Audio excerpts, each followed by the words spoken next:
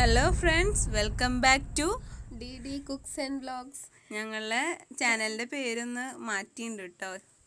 Delicious dishes എന്നായിരുന്നല്ലോ പേര്. അപ്പം നമ്മൾ ജസ്റ്റ് ഒന്ന് മാറ്റിയിട്ട് ഡി കുക്സ് ആൻഡ് വ്ളോഗ്സ് എന്നാക്കിയിട്ടുണ്ട് കേട്ടോ.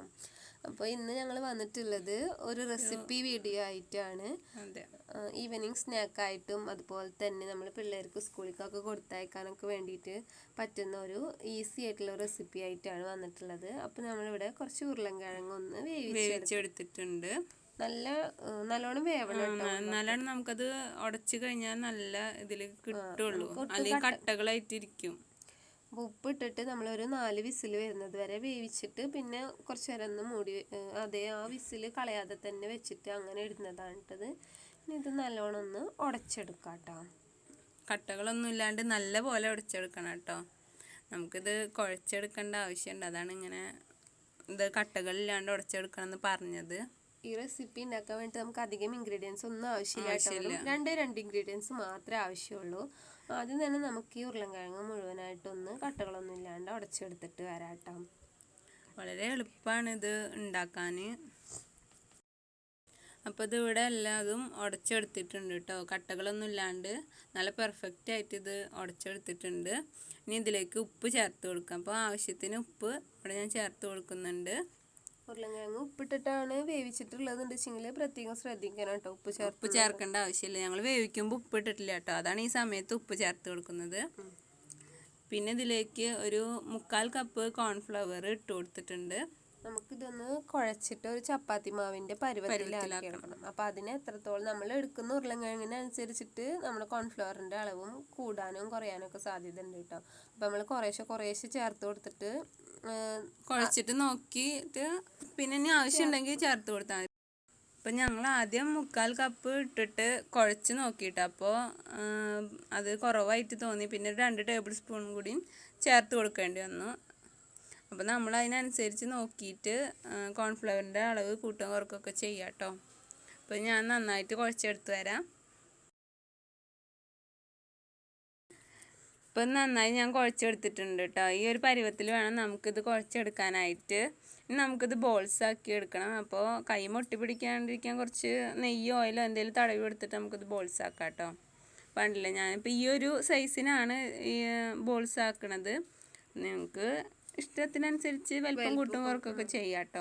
നമുക്ക് കുറച്ചധികം എണ്ണം കൂടുതൽ കിട്ടാൻ വേണ്ടിയിട്ടാണ് നമ്മളിങ്ങനെ ഇത്ര ചെറിയ ബോൾസ് ആക്കിയിട്ട്. അപ്പോൾ അതൊക്കെ അവിടെ ബോൾസ് ആക്കി എടുത്തിട്ടുണ്ട്. ഇനി ഇതൊന്ന് ഒരു ഷേപ്പ് ഉണ്ടാക്കി കൊടുക്കുന്നുണ്ട് നമ്മൾ കേട്ടോ. അപ്പോൾ ജസ്റ്റ് ഒന്ന് കൈ വെച്ചിട്ടൊന്ന് പ്രസ് ചെയ്ത് കൊടുക്കുന്നുണ്ട്.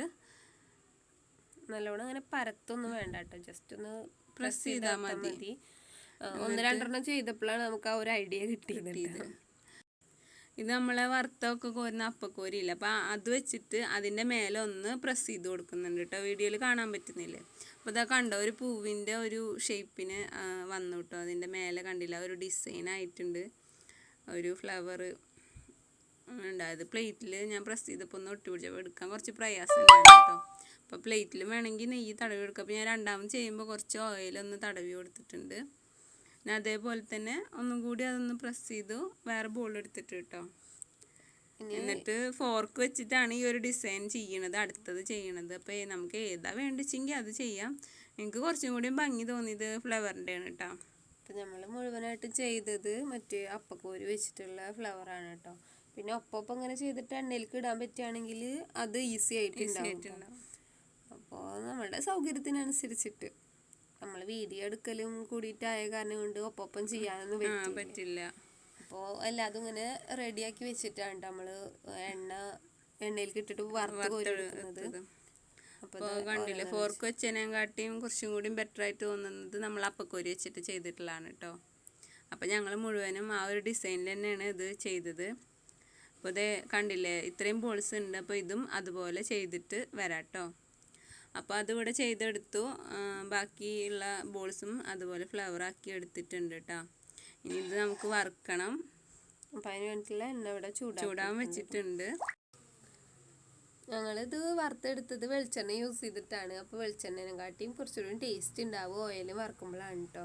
കാരണം ഇത് വറുത്തെടുത്ത് വന്നപ്പോൾ വെളിച്ചെണ്ണയുടെ ഒരു ടേസ്റ്റ് അതിനുണ്ടായിരുന്നു. അപ്പോൾ അതിനെക്കാട്ടി നല്ലത് ഓയിലാന്ന് തോന്നി. ഓയിലാകുമ്പോൾ അങ്ങനത്തെ ടേസ്റ്റ് ഒന്നും ഉണ്ടാവില്ലല്ലോ. വേറെ കുഴപ്പങ്ങളൊന്നും ഇല്ല. അങ്ങനെ ഒരു വെളിച്ചെണ്ണയുടെ ഒരു ടേസ്റ്റ് എടുക്കുമെന്ന് മാത്രമേ ഉള്ളൂ കേട്ടോ. അപ്പം ഇനി ഓരോന്നോരോന്നായിട്ട് ഇതിലേക്ക് ഇട്ടിട്ട് നമുക്ക് വറുത്തെടുക്കാം കേട്ടോ. വല്ലാണ്ട് വേവാനൊന്നുമില്ല, നമ്മൾ ഉരുളൻകിഴങ്ങ് വേവിച്ചതാണല്ലോ, ജസ്റ്റ് ഒന്ന് ഫ്രൈ ആയി കിട്ടിയാൽ മതി ഇത്. പിന്നെ എണ്ണ കുടിക്കാണ്ടിരിക്കാൻ വേണ്ടിയിട്ട് ഹൈ ഫ്ലെയിമിൽ ഇട്ടിട്ട് തന്നെ വേവിക്കാൻ നല്ലത്, അല്ലെങ്കിൽ അത് നല്ലോണം എണ്ണ കുടിക്കും. ഒരു ബ്രൗൺ കളർ ആവുന്നത് വരെ രണ്ട് ഭാഗവും തിരിച്ചും മറിച്ചൊക്കെ ഇട്ടിട്ട് നമുക്ക് വേവിച്ചെടുക്കാം കേട്ടോ.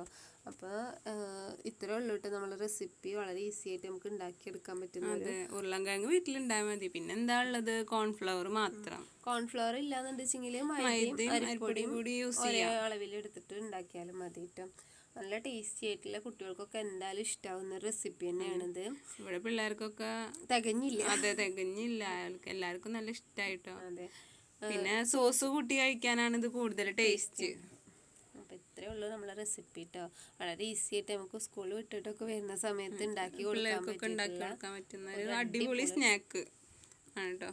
അപ്പോൾ ഞങ്ങളതൊക്കെ വറുത്ത് കോരിയിട്ടുണ്ട് കേട്ടോ. കണ്ടില്ലേ, എത്രയും കിട്ടിയിട്ടുണ്ട്. പിള്ളേരൊക്കെ അവിടെ വാശി പിടിക്കേണ്ട ഓരോന്നും കിട്ടാൻ വേണ്ടിയിട്ട് ഞങ്ങൾ ഫോട്ടോ എടുത്തിട്ട് തരാമെന്ന് പറഞ്ഞിട്ട് അവിടെ പിടിച്ച ചിക്കന്.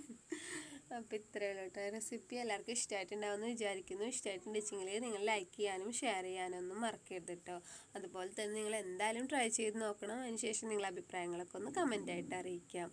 ചാനൽ ഇതുവരെ സബ്സ്ക്രൈബ് ചെയ്യാതെ കണ്ടുകൊണ്ടിരിക്കുന്നുണ്ടെങ്കിൽ വേഗം പോയിട്ട് റെഡ് സബ്സ്ക്രൈബ് ബട്ടൺ പ്രസ് ചെയ്തിട്ട് സബ്സ്ക്രൈബ് ചെയ്യാനും തൊട്ടടുത്ത് കാണുന്ന ബെൽ ബട്ടൺ പ്രസ് ചെയ്തിട്ട് ഓളുന്ന ഓപ്ഷൻ എനേബിൾ ചെയ്യാനും മറക്കരുത് കേട്ടോ. പിന്നെ ഒരു കാര്യം കൂടി ഉണ്ട്, മുന്നത്തെ വീഡിയോസൊക്കെ ഒന്ന് കണ്ടു നോക്കണം കേട്ടോ. ഞങ്ങളുടെ വ്ളോഗൊക്കെ ഒന്ന് തീർച്ചയായും കാണാത്തവർ എന്തായാലും കണ്ടു നോക്കണം. അതെ, എന്നിട്ട് നിങ്ങളുടെ അഭിപ്രായങ്ങളൊന്ന് അറിയിക്കണം കേട്ടോ. അപ്പോൾ ഇത്രയേ ഉള്ളൂ. ഇനി ഒരു നല്ല വീഡിയോ ആയിട്ട് അടുത്ത ദിവസം കാണാം കേട്ടോ. അതുവരേക്കും ബൈ. Thanks for watching.